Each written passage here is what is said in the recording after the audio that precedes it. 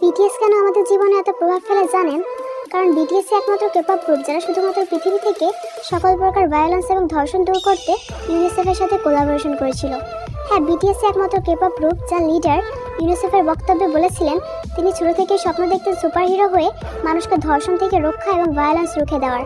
হ্যাঁ, বিটিএস একমাত্র K pop group যেটি সাধারণ মানুষের স্বার্থে কাজ করেছে।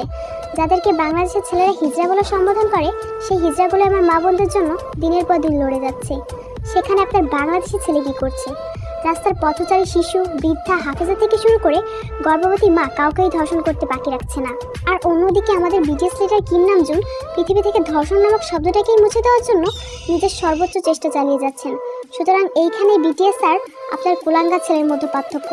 তাই আমি বলবো আপনার সদ্য জন্ম নেওয়া ছেলেকে আয়ামের মতো বানান, যেন প্রতিনিয়ত সে স্বপ্ন দেখে সে এই দেশের একজন সুপারহিরো যে কিনা বাঁচাবে হাজারো মানুষের প্রাণ।